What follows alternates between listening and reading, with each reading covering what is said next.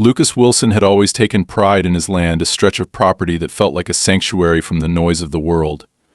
At its heart was a pristine pond, shimmering under the sunlight and surrounded by clusters of cattails and wildflowers. This pond wasn't just a body of water to Lucas, it was a living, breathing piece of his family's history.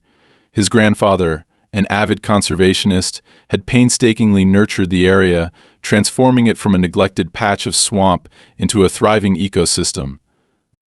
As a child, Lucas had spent countless summers here, learning to fish with his grandfather, watching dragonflies skim across the surface, and marveling at the life teeming beneath the water. When his grandfather passed away, leaving the land to Lucas, he felt an immense responsibility to preserve the pond's delicate balance. Lucas, a biologist by profession, found joy in the quiet work of maintaining this sanctuary. The pond was home to several species of rare frogs and fish, some of which Lucas had introduced as part of his conservation efforts. For him, this wasn't just a personal project, it was a testament to the importance of protecting natural habitats. Every detail of the pond reflected his care and expertise. The water was clear thanks to a solar-powered filtration system he'd installed, and the surrounding plants were carefully chosen to support the local ecosystem. His neighbors often called him a perfectionist, but Lucas didn't mind. He didn't need their approval to feel a deep sense of fulfillment. Living in a semi-rural community had its perks: space, privacy, and the ability to work without constant interruptions. However, Lucas had never been particularly close with his neighbors. They were a mix of retirees, families with young children, and a few couples who seemed to have moved here to escape the city. While they were polite enough during chance encounters at the mailbox or the local farmer's market, Lucas's focus on his work and natural introversion kept him at arm's length from the community. The local homeowner association, run by a determined and sharp-tongued woman named Michelle Gray, was another entity Lucas avoided whenever possible. He knew the association had a reputation for being overly controlling, often fining residents for trivial infractions like mailbox colors or slightly overgrown lawns. Lucas had never had an issue with them directly, largely because he stayed out of their way. His property, with its carefully tended boundaries and private pond, seemed beyond their reach, or so he thought. One sunny afternoon, as Lucas finished taking water samples from the pond for a research project, he noticed something unusual. A woman he didn't recognize was standing near the edge of his property, holding a clipboard and taking notes. She was peering at the pond with the kind of detached interest that made Lucas uneasy. When he called out to ask what she was doing, the woman glanced at him briefly before walking away without answering. Lucas found the encounter odd but didn't think much of it. People occasionally wandered close to his land, mistaking the public trail nearby for part of his property. A week later, a bright orange flyer appeared in Lucas's mailbox. It was from the homeowner association, advertising an upcoming event: annual community fishing tournament. Join us at the newly designated recreational area, Harper Pond. Lucas blinked in disbelief as he read the flyer. Harper Pond? That was his pond. There was no mistake. The flyer even included a small map, clearly marking his property as the site of the event. He felt a surge of anger rise in his chest. The pond wasn't just private property, it was a fragile ecosystem that couldn't withstand the kind of disruption a fishing tournament would bring. The idea of people trampling through the area, leaving trash and pulling fish out of the water filled Lucas with dread. He couldn't imagine his grandfather allowing such a thing, and he wasn't about to let it happen either. Lucas immediately called the homeowner association to demand an explanation. After navigating through several layers of automated phone menus and unhelpful receptionists, he was finally connected to Michelle Gray. Her tone was cool and dismissive as she explained that the association had voted to reclassify the pond as a community resource under a vaguely worded clause in their bylaws. According to her, this reclassification allowed them to organize events and grant public access to what was previously private land. Lucas was stunned. "You can't just decide my property belongs to the community," he argued, his voice firm but controlled. "I have the deed, it's legally mine." Michelle's response was infuriatingly condescending. "The association has the authority to make decisions that benefit the neighborhood as a whole," she said. And frankly, Lucas, a private pond is a wasted resource when it could be enjoyed by everyone. You should be proud to contribute." Lucas hung up the phone, his hands shaking with frustration. He felt blindsided and powerless. How could they just take something that didn't belong to them? Over the next few days, Lucas began researching the association's bylaws, combing through dense legal jargon in search of a loophole to prove that their actions were illegal. He also started preparing his property, installing small signs that clearly marked the boundaries and warned against trespassing. But the association's plans were already in motion.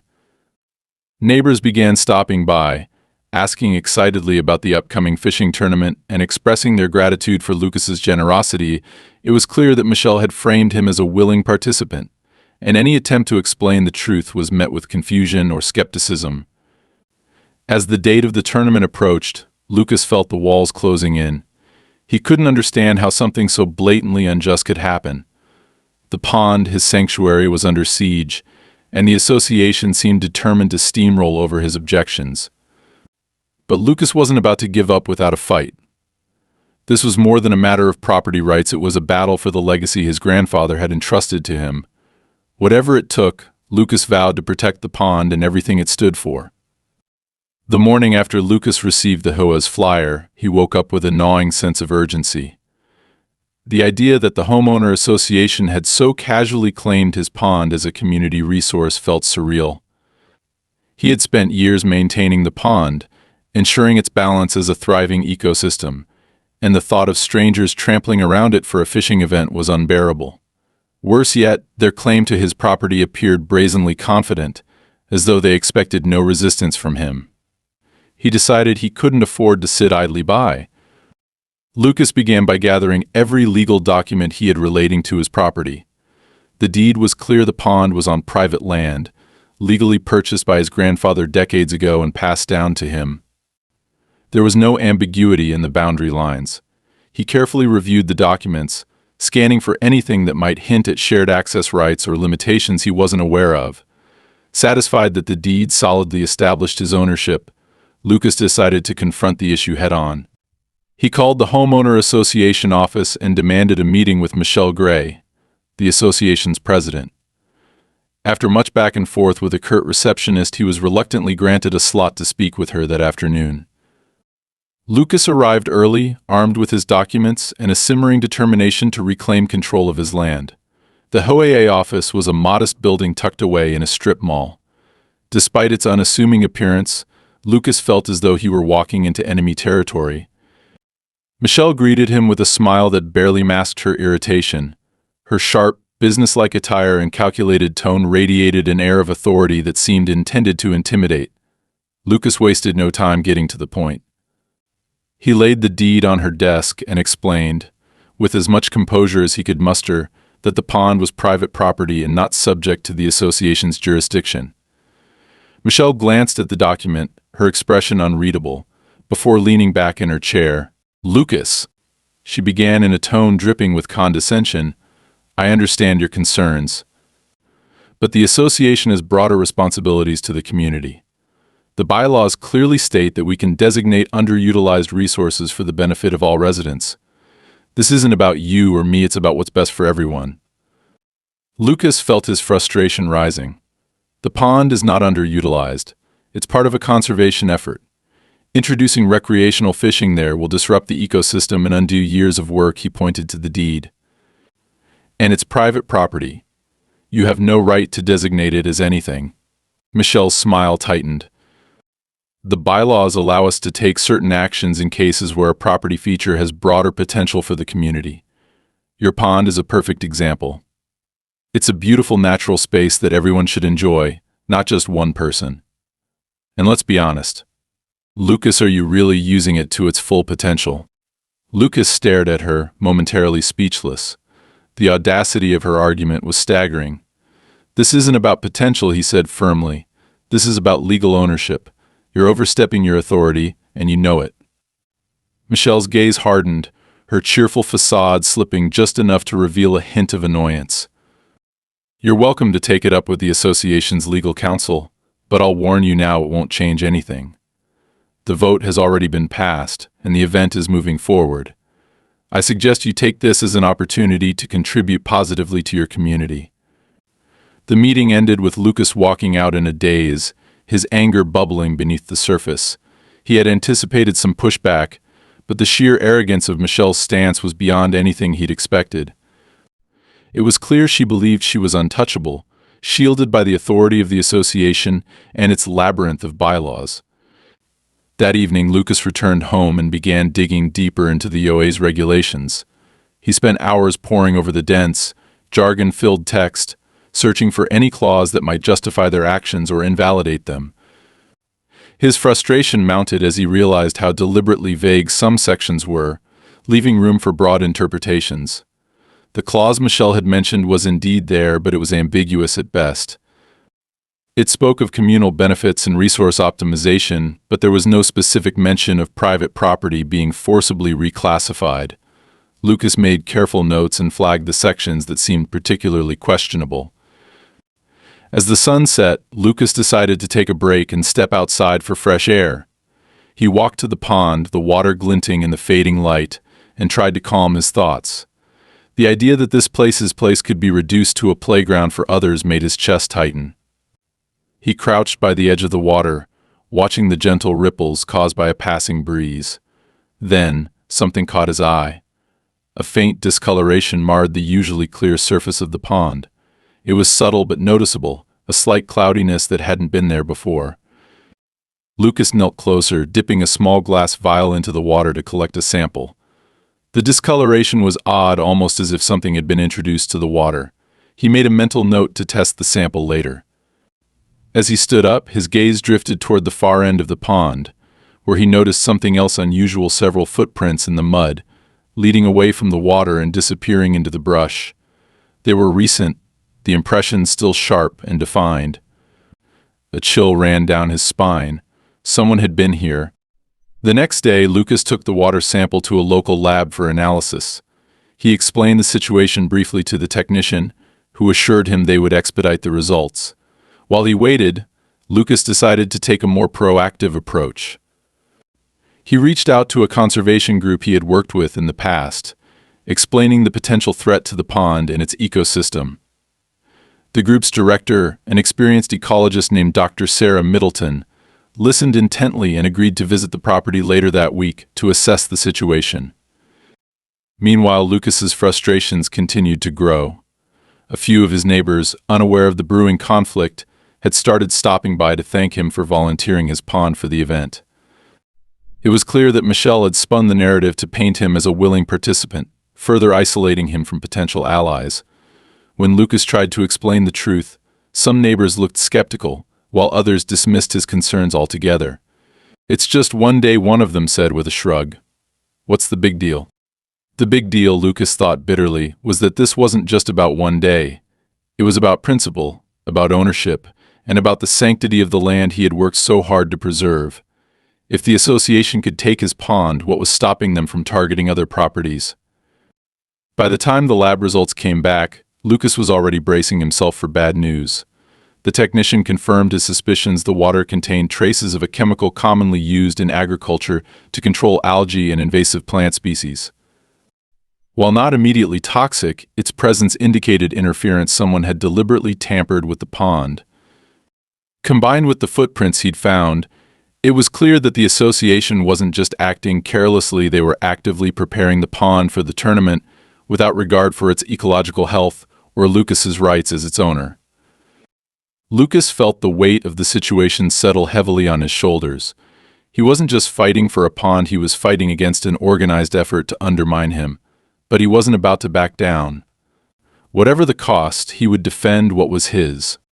Lucas was awake before dawn the next morning, staring out the window at the pond as the first rays of sunlight glinted off its surface.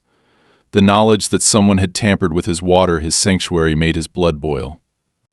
The lab results had confirmed his fears, and the footprints leading away from the pond left no doubt in his mind that this wasn't a coincidence. The association had crossed a line. Lucas didn't know how far they were willing to go, but he was certain of one thing: he couldn't wait for them to make the next move. That day, he called Sarah Middleton, the ecologist from the conservation group, to update her on the situation. Sarah listened carefully as Lucas described the chemical contamination and the footprints he had discovered. She promised to expedite her visit and bring a colleague who specialized in water ecosystems. Lucas felt a flicker of relief knowing he wasn't completely alone in this fight. If anyone could help him prove the ecological harm the association was causing, it was Sarah and her team. As he hung up the phone, Lucas noticed a few cars parked along the edge of his property. A group of men and women in matching polos and khakis stood near the pond, gesturing and talking animatedly as they surveyed the area. Lucas grabbed his jacket and strode outside, determined to confront them. "Can I help you?" he called out as he approached. His tone was firm, though he felt his heart pounding in his chest. The group turned to face him, and one of the men stepped forward, a tall, broad-shouldered individual with a clipboard in hand. "Mr. Wilson, good morning," the man said with a practiced smile. "I'm Greg Stanton, the event coordinator for the fishing tournament. We're just doing some preliminary site evaluations to ensure everything is ready for the big day." Lucas clenched his jaw, forcing himself to stay calm. "This is private property," he said evenly. "You have no right to be here, let alone plan an event without my consent." Greg's smile didn't falter, but there was a flicker of something in his eyes, annoyance maybe. "I understand your concerns, but the association has already approved this event. I suggest you take it up with them if you have any objections." I have Lucas shot back. "And I'll tell you the same thing I told them, this pond is private land. Whatever plans you think you've made, they're not happening here." Greg's expression hardened slightly. "Look, Mr. Wilson, I'm just doing my job. If you want to stop this event, you'll need to talk to the board. Until then, I suggest you step aside and let us finish." Lucas took a step closer, his voice dropping low. "Leave my property now or I'll call the police." For a moment there was silence. The tension hung in the air like a coiled spring. Then Greg raised his hands in mock surrender. "All right, no need to get hostile. We'll leave for now, but this isn't over." He turned to his team and motioned for them to pack up. They moved quickly, but Lucas could feel their eyes on him as they walked back to their cars. As the last vehicle disappeared down the road, he exhaled deeply, his hands trembling with adrenaline. That evening, Lucas set up motion-activated cameras around the pond. He hadn't planned to resort to surveillance, but the events of the past week left him no choice. If the association or their contractors returned, he wanted proof of their trespassing. It wasn't just about protecting his land anymore, it was about documenting their violations in a way that could stand up in court if necessary. The following day brought a fresh wave of frustration. Lucas found a notice taped to his front door, printed on the association's official letterhead. The bold text at the top read "Notice of Violation." According to the document, Lucas had failed to comply with community guidelines by interfering with an association's sanctioned event. The notice threatened fines if he continued to obstruct their activities. Lucas couldn't believe the audacity. Not only had they trespassed, but now they were trying to paint him as the one breaking the rules. As he crumpled the notice in his fist, his phone buzzed with a text from Sarah. She and her colleague, Dr. Emily Park, were on their way and would arrive within the hour. Lucas felt a glimmer of hope. If anyone could help him fight back against the association's overreach, it was these two experts. When Sarah and Emily arrived, they wasted no time getting to work. Sarah examined the area around the pond, noting the footprints and signs of recent activity, while Emily tested additional water samples and inspected the plants and soil. Their expressions grew more serious as the hours passed. By the time they finished, both women looked deeply concerned. "There's no question about it," Emily said, holding up a small vial of water she had collected. "The chemical levels are consistent with recent human activity. Someone's been deliberately treating this water, probably to eliminate plant life and make it more suitable for recreational use." Sarah nodded in agreement. "This isn't just careless, it's calculated. They're preparing the pond for heavy usage without any regard for the ecosystem." Lucas felt a surge of anger and vindication. What can we do about it? How do we stop them? Sarah placed a reassuring hand on his shoulder. "We'll file an environmental impact report with the local authorities. It might not stop the event immediately, but it'll create a paper trail and force them to answer for what they've done. In the meantime, you should document everything, every notice, every encounter, every sign of trespassing. Lucas thanked them both, grateful for their expertise and support. As the two women packed up their equipment and prepared to leave, Sarah paused. One more thing, Lucas. Be careful. People who go to these lengths don't usually back down easily. Her words stayed with him long after they left. That night, Lucas sat by the pond, staring at the water as it reflected the moonlight. He felt the weight of the battle pressing down on him, but he also felt a renewed sense of purpose. This wasn't just about protecting his property, it was about standing up to the blatant disregard for the natural world and the underhanded tactics used by those in power. He wasn't sure what the association's next move would be, but he was determined to be ready for it. The next morning, Lucas woke to the sound of machinery. He rushed outside to find a crew unloading equipment near the pond. They were setting up what looked like temporary docks and fishing stations. Lucas's heart pounded as he approached them, demanding to know who had authorized the work. One of the workers handed him a laminated document, stamped with the association's logo, granting permission for preparatory measures ahead of the tournament. Lucas's blood boiled. He called the police, hoping they would intervene, but when the officers arrived, they seemed reluctant to act. The workers claimed they were following orders from the association, and without clear proof of trespassing, the officers refused to remove them.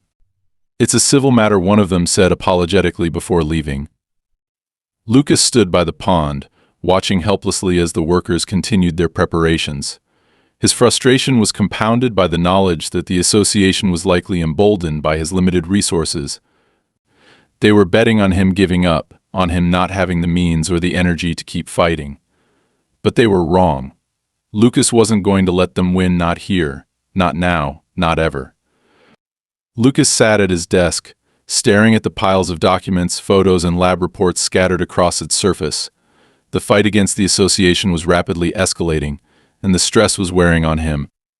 His property, his sanctuary, was slipping out of his control, and he couldn't shake the feeling that he was being deliberately boxed in. Every move the association made was calculated to provoke him, push him into a corner where his only option would be to fold. But Lucas wasn't going to fold. He knew the stakes were bigger than a single event or a single pond. It was about drawing a line in the sand and making it clear that some things were worth protecting. 2 days had passed since the workers had installed temporary docks and fishing stations by the pond. Lucas had filed a formal complaint with the city's environmental agency, attaching the lab results and detailed notes from Sarah and Emily's visit. The agency promised to investigate, but their timeline was vague, and Lucas couldn't afford to wait. Meanwhile, the association seemed to be moving full steam ahead, undeterred by his resistance. Flyers advertising the fishing tournament were being distributed across the neighborhood, and Lucas even found one taped to his mailbox, a brazen act he knew was meant to antagonize him further. Determined not to let the association's tactics go unanswered, Lucas decided to dig deeper into their operations. He reached out to a friend from his college days, a data analyst named Nate, who specialized in uncovering patterns and connections in large data sets. Nate owed Lucas a favor, and after hearing about the situation, he agreed to help. "Send me everything you've got," Nate said over the phone. "Names, dates, financial records if you can find them.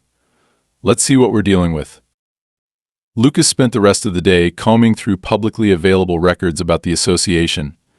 He found meeting minutes, financial statements, and even old newsletters that hinted at their decision-making process.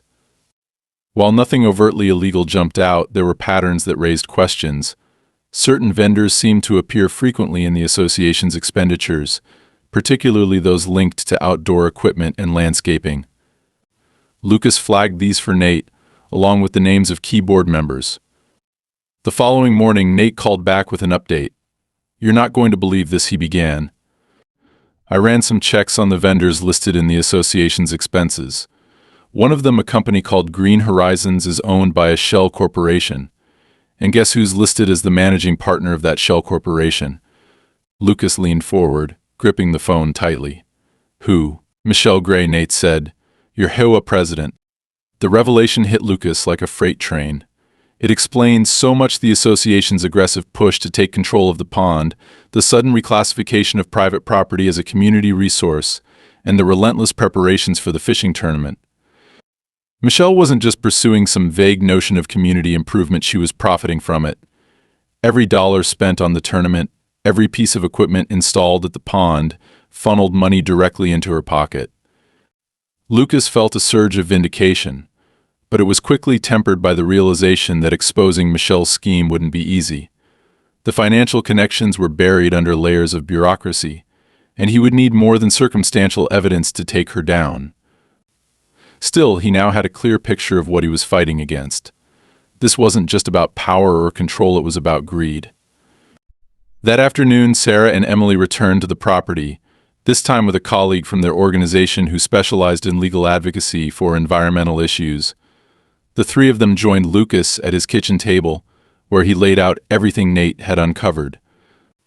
As Sarah read through the documents, her brow furrowed. "This is big, Lucas," she said.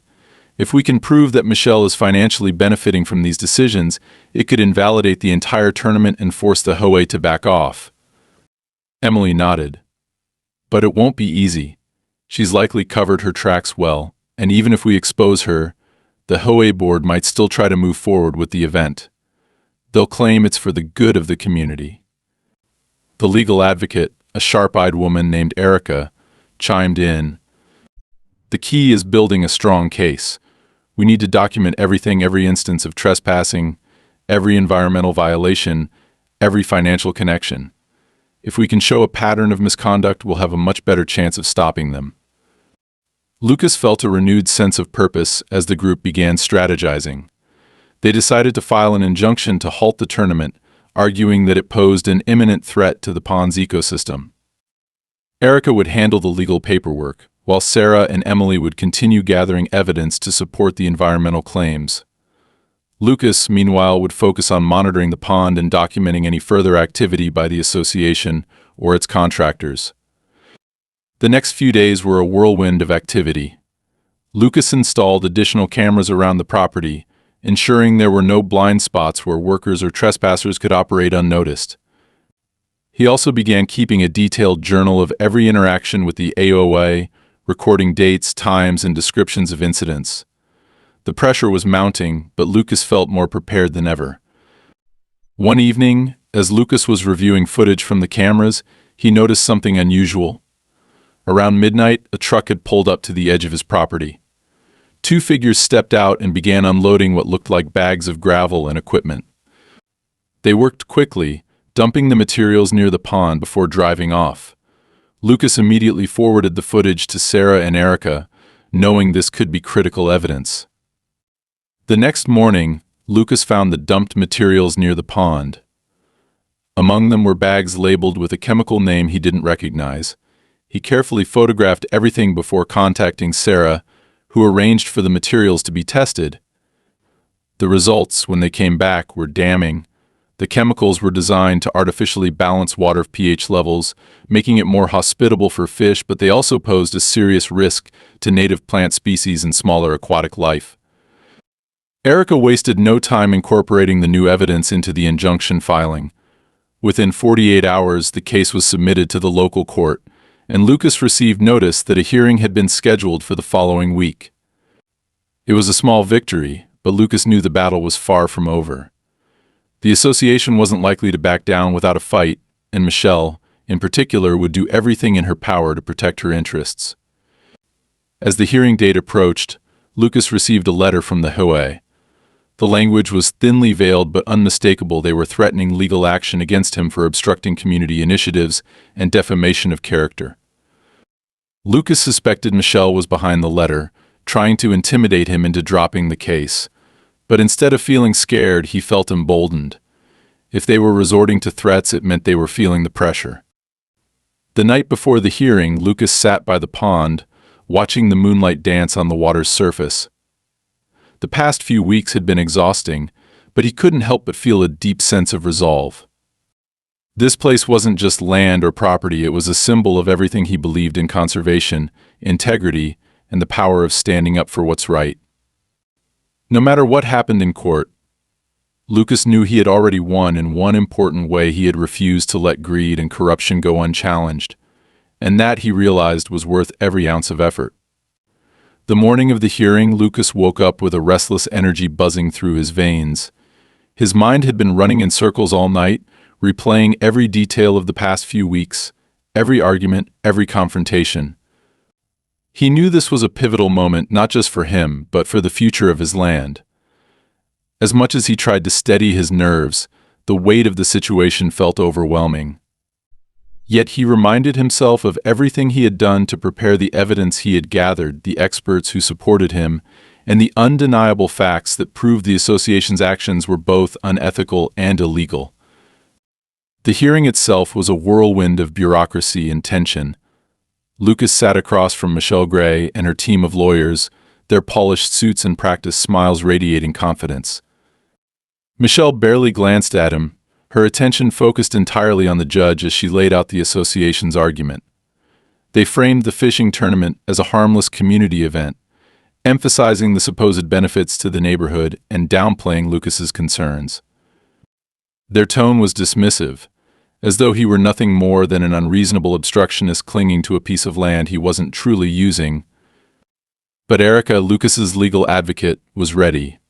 She countered every point with precision, presenting the environmental reports from Sarah and Emily, the footage of trespassing workers dumping chemicals into the pond, and the financial connections linking Michelle to Green Horizons.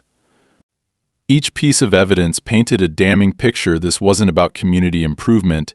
It was a calculated scheme to profit off Lucas's property at the expense of its ecosystem. The judge listened carefully, asking pointed questions that seemed to unsettle Michelle's lawyers.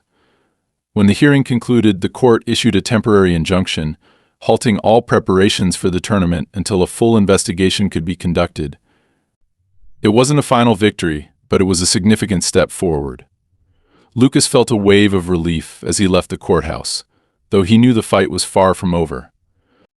Over the next few days, the atmosphere in the neighborhood shifted. Word of the hearing spread quickly, and Lucas began receiving mixed reactions from his neighbors. Some expressed quiet support, whispering words of encouragement when they saw him at the mailbox or the local grocery store. Others, however, were openly hostile. One neighbor, a middle-aged man named Carl, who had always been vocal at HOA meetings, confronted Lucas in his driveway.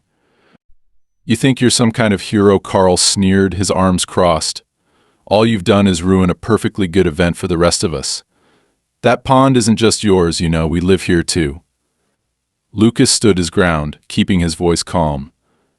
"Actually, Carl, it is my pond. Legally, it's private property. The association has no right to take it over." Carl rolled his eyes. Typical. People like you always think they're above the rest of us. You could have done something good for the community, but no, you had to make it all about you. As Carl stormed off, Lucas couldn't help but feel the sting of his words. He knew the association was manipulating people, framing him as the villain to deflect attention from their own wrongdoing. It was frustrating, but Lucas reminded himself why he was fighting. The truth mattered more than public opinion, and he couldn't let the association's narrative distract him from his goals. Unfortunately, the association wasn't done escalating the conflict. A few days later, Lucas woke to find bright orange signs posted around the edges of his property, declaring the pond a community resource under provisional zoning. The signs were filled with legal jargon that Lucas suspected was meaningless but designed to intimidate. Even worse, workers returned to the site under the cover of darkness, dumping more chemicals into the water. Lucas reviewed the footage from his cameras and forwarded it to Erica and Sarah, who urged him to report it to the police. When the police arrived, they seemed reluctant to take action. The officers acknowledged the footage but argued that the situation was complicated by the ongoing legal dispute. "This is probably something you'll need to handle in court," one of them said, his tone almost apologetic. Lucas couldn't believe it. How could blatant trespassing and environmental damage be brushed off as a civil matter? Feeling increasingly isolated, Lucas decided to take a more direct approach. He contacted a local environmental journalist, someone Sarah had recommended as a trusted ally. The journalist, a sharp and tenacious woman named Rachel, visited the property that afternoon. She listened intently as Lucas recounted the events leading up to the hearing, her notepad filling with detailed notes. When he showed her the footage of the workers and the results of the water tests, her expression hardened. "This is bigger than just a local dispute," Rachel said. "This is about greed and corruption, plain and simple. If you're willing, I'd like to write a feature about this for the paper. The public needs to know what's happening here." Lucas hesitated. He wasn't sure if he wanted the attention, especially since the association already seemed intent on vilifying him, but he knew Rachel was right. Shining a light on the association's actions might be the only way to hold them accountable. He agreed, and Rachel promised to publish the story within the week. The fallout from the article was immediate. The feature exposed Michelle's financial ties to Green Horizons, the chemical contamination of the pond, and the association's attempts to bully Lucas into submission. Neighbors began to question the association's motives, and a few even approached Lucas to apologize for their earlier hostility. One elderly couple, the Johnsons, shared their own grievances with the association, describing years of unfair fines and arbitrary rules. "They've been getting away with this for too long," Mrs. Johnson said. "It's about time someone stood up to them." But the article also provoked a fierce backlash. The association doubled down on its smear campaign, sending out newsletters accusing Lucas of spreading false information and threatening the community's cohesion.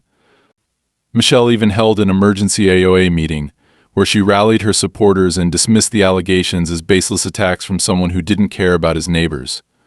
Lucas didn't attend the meeting, but Rachel did, sitting quietly in the back and taking notes. When she told Lucas about it later, she described Michelle's performance as pure deflection. Meanwhile, the stress of the situation was beginning to take its toll on Lucas. He found himself constantly on edge, checking the cameras every few hours and waking up at the slightest noise. His once peaceful evenings by the pond were replaced by endless strategizing and phone calls with Erica, Sarah, and Rachel. Even his work as a biologist began to suffer, as he struggled to balance his professional responsibilities with the demands of the fight. Late one night, Lucas received a call from Nate, the data analyst. "I found something else," Nate said, his voice low. "It looks like Michelle's been funneling HOA funds into a personal account overseas. It's not huge amounts probably to avoid detection, but it's definitely suspicious." Lucas felt a spark of hope. If they could prove financial misconduct, it would undermine Michelle's credibility and strengthen their case. He forwarded the information to Erica, who began preparing to incorporate it into their legal strategy. The next hearing was only days away, and Lucas knew it could be a turning point. As exhausted as he was, he refused to give up. The pond was worth fighting for, and so was the principle behind it. Lucas had come too far to back down now. The day of the final hearing arrived with a tense quiet that seemed to settle over Lucas's property. He stood by the pond in the early morning, taking in its serene beauty as sunlight danced on the rippling surface. The past weeks had been a whirlwind of conflict, revelations, and exhausting preparation, but today felt like the moment everything would come to a head. The fight had grown far beyond just a dispute over the fishing tournament. It was about protecting the pond, exposing corruption, and standing firm against greed and manipulation. At the courthouse, Lucas sat beside Erica as she organized the documents and evidence they would present. Across the room, Michelle Gray sat with her team of lawyers, exuding an air of confidence that felt almost rehearsed. Lucas couldn't help but notice the carefully curated expressions of her supporters sitting in the gallery, an audience of neighbors and board members, whose faces ranged from cold indifference to outright hostility. It was clear Michelle still believed she could control the narrative, but Lucas had learned too much about her schemes to let her get away with it. The proceedings began with Michelle's lawyers presenting their case, framing the fishing tournament as a harmless community event and accusing Lucas of obstructing progress for selfish reasons. They argued that the association's reclassification of the pond as a community resource was lawful under their bylaws and emphasized that the event had overwhelming support from the neighborhood.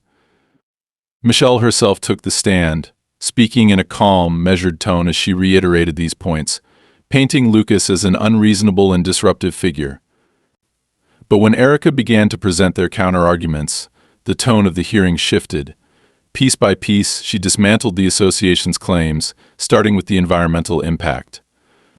Sarah and Emily had provided detailed reports documenting the damage caused by the chemicals dumped into the pond, complete with water test results and expert analysis. Erica highlighted how these actions had not only harmed the ecosystem, but also violated local environmental regulations. The judge's sharp questioning of Michelle's lawyers suggested this argument had landed firmly. Next, Erica moved on to the financial misconduct. With Nate's help, they had traced the Shell Corporation linked to Green Horizons back to Michelle, exposing her direct financial stake in the event. Erica presented invoices, payment records, and even an internal email chain obtained through a whistleblower, revealing how Michelle had funneled HOA funds into her personal accounts. The evidence was damning, and for the first time, Michelle's composure cracked. Her confident smile faltered, and she leaned in to whisper urgently to her attorneys. Lucas watched as the judge's expression darkened with each new piece of evidence. When Erica played footage from Lucas's surveillance cameras, showing workers trespassing and dumping chemicals late at night, the room seemed to hold its breath. The judge immediately questioned the legality of these actions and demanded an explanation from Michelle's team.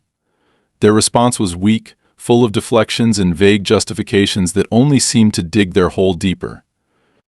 The turning point came when Rachel, the journalist, was called as a witness. She testified about the emergency HOA meeting she had attended, recounting how Michelle had dismissed the allegations and rallied her supporters with misleading statements. Rachel also submitted her article as evidence, which summarized the entire conflict, including the environmental damage, financial misconduct, and the association's pattern of intimidation. Her testimony added an outside perspective that reinforced Lucas's claims and further discredited Michelle's narrative. As the hearing drew to a close, Michelle's lawyers made a last-ditch effort to argue that the association had acted within its rights to promote community interests. But by then, the judge seemed unconvinced. After a brief recess, the decision was delivered. The reclassification of the pond as a community resource was ruled invalid, the fishing tournament was permanently canceled, and the association was ordered to pay fines for trespassing and environmental violations. The judge also referred the financial misconduct to local prosecutors for further investigation, ensuring Michelle's troubles were far from over. Lucas sat in stunned silence as the ruling sank in. He had won. The pond was safe, and Michelle's corruption had been exposed for everyone to see. As the courtroom emptied, several neighbors approached him, offering apologies and congratulations. Even Carl, the outspoken supporter of the tournament, muttered a sheepish "You were right" before slipping away.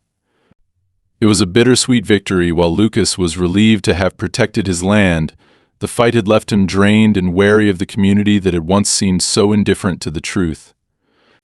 That evening, Lucas returned home and stood by the pond once more. The water reflected the soft glow of the setting sun, its surface undisturbed and peaceful. For the first time in weeks, Lucas felt a sense of calm. He knew the fight wasn't entirely over. There would still be fallout from the hearing, and Michelle's schemes might take time to fully unravel. But for now, the pond was his again, safe from the clutches of greed and corruption.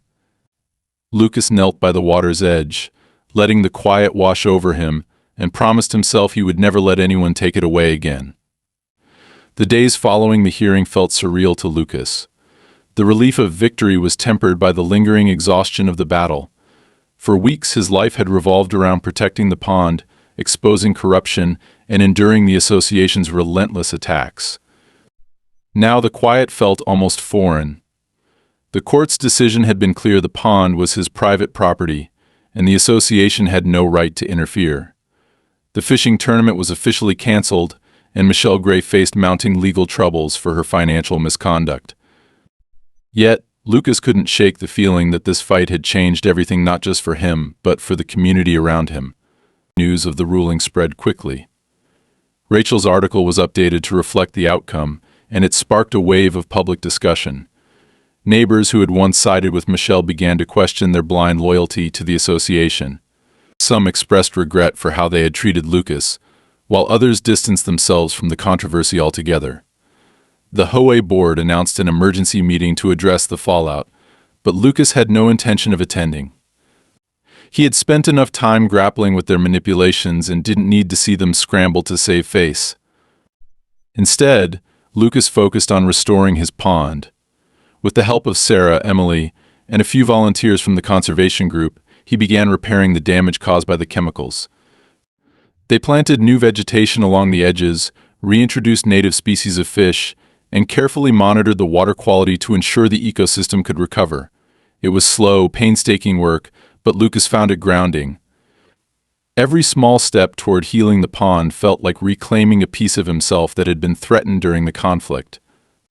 One afternoon, as Lucas worked along the shoreline, he noticed a familiar figure approaching.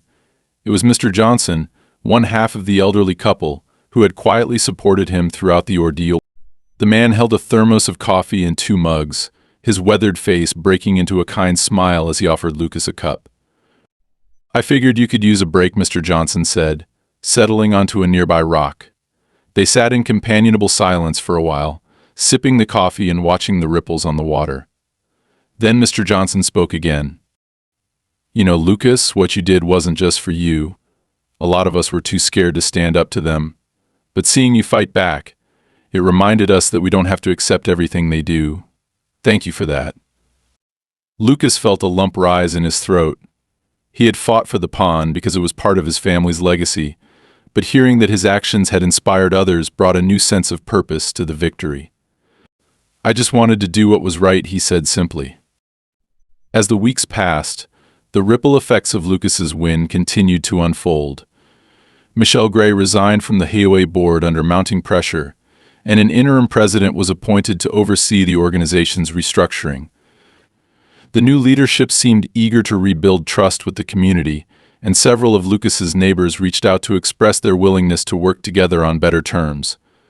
Lucas remained cautious, but he appreciated the shift in tone. One evening, Lucas decided to host a small gathering by the pond. He invited Sarah, Emily, Rachel, and a handful of neighbors, including the Johnsons. It was a quiet celebration, marked by laughter, shared food, and a sense of renewed connection. As they sat around a fire pit, watching the flames dance under the night sky, Lucas felt something he hadn't experienced in months' peace. When the last guest had left, Lucas stood by the pond, gazing out at the dark water. The battle to protect this place had been long and grueling, but it had also reminded him of the importance of standing firm in the face of injustice. The pond wasn't just a sanctuary for him, it had become a symbol of resilience, community, and the power of taking a stand. For the first time in what felt like forever, Lucas allowed himself to exhale. The pond was safe, and so was the legacy it represented.